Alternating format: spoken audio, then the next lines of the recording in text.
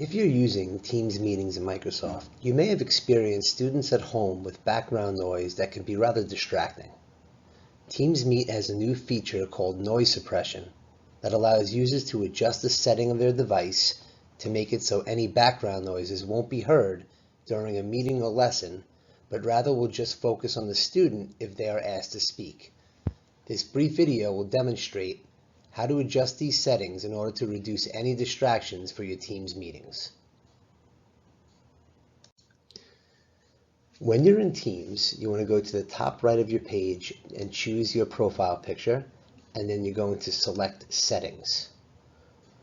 Once you select Settings, a screen like this will open up, and you want to go ahead and pick Devices, and then you'll notice here there's an option for noise suppression. You'll notice that the default is set to auto, which means that is a low noise suppression which will pick up any noise in the background. In order to adjust this, you simply choose the drop-down menu and you select high, and this will block out all background noises, including music, vacuum cleaners, barking dogs, and will just focus on the student speaker who's possibly being asked to talk at that point if they're unmuted.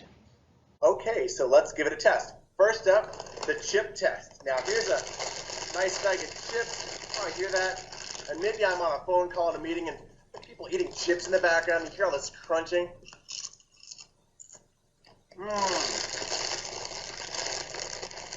Now I'm going to quickly change the noise suppression. So I'll go back to the upper right here and we'll go to Settings again.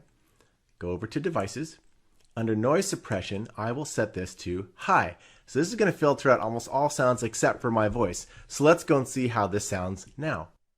Okay, let's try the chip test with noise suppression on high. I didn't hear a lot of crinkling bags, did you? Maybe if I try a chip. I didn't hear much. Now a trick, if you're going to eat chips, you probably want to hide your camera on screen, so you don't even hear that crinkling bag.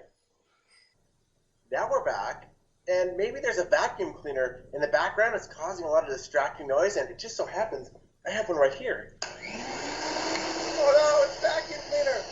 Maybe vacuuming things, vacuuming the keyboard, vacuuming my screen, vacuuming my desk. It's so distracting to have a vacuum! Ah, it's so loud! Okay, now let's try the vacuum test with the noise suppression on high. And I've got my vacuum cleaner. I'll turn it on.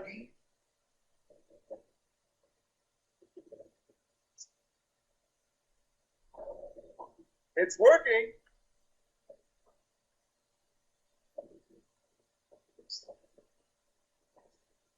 You probably don't hear a thing, but it's really loud in here. Vacuum cleaner worked pretty good. It even sucked up my paper. Now, you might have been on meetings where your dog starts barking in the background, kind of like this. Oh, hey, Spot. Hey, Spot, I'm on a phone call. And it's not just Cocker Spaniels. There's some different sounds. Maybe a Doberman Pinscher. Ooh. He sounds a little bit vicious. So the dog sounds can be distracting as well. And this is with the noise suppression off. Okay, now let's try that barking dog test. Here comes the Cocker Spaniel.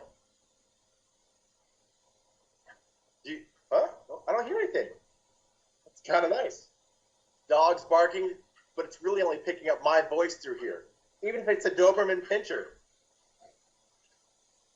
Doberman doesn't scare me or doesn't scare the people on the phone because they can't hear it as I'm talking. So that's a quick tour of the examples of noise suppression. And one bonus tip.